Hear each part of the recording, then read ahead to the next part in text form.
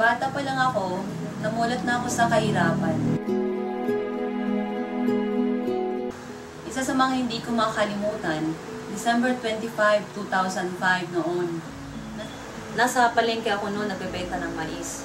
Hindi mo iniinda na kahit Pasko, nagbebenta ka ng mais dahil para lang magkaroon ka ng pera. That time, na-realize ko, ang hirap palang maging mahirap. At sa araw din na yon, napaluwa ako at nag-pray kay Lord.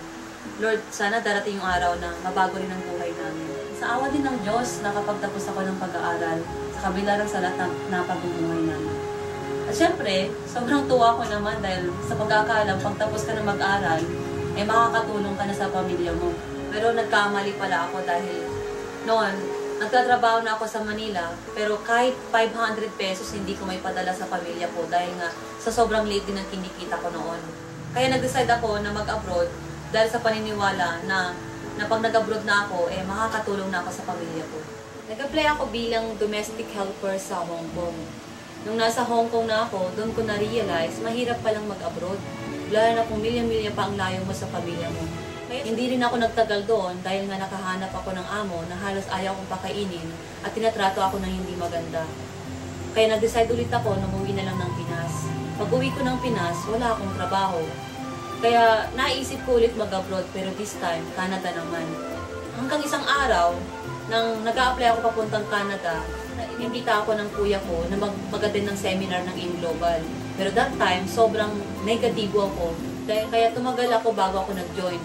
Pero nung nag-join ako, hindi ko sukat akalain na after 2 years na ginawa kong InGlobal ng seryoso, I earned my first million. And then months later, dati naglalakad lang ako, ngayon nagdadrive na ako ng sarili kong kotse, di ba? I bought my brand new car na Hyundai Elantra at isa sa mga pinapangarap ko na maging bridal car.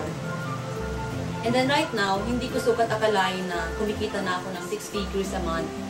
And sa Tugigaraw lang po yan. At ang pinakagustong-gusto ko po sa InGlobal ay kasama ko po ang buong pamilya ko na kumikita po.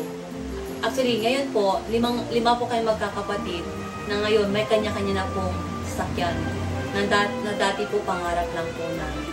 Napatunayan ko na hindi lang pala pag-abroad ang sagot para mabagong buhay natin, kundi meron din palang mga oportunidad kagaya ng InGlobal na pwedeng mabagong buhay at pwedeng makamit ang mga pangarap natin kasama ang pamilya natin.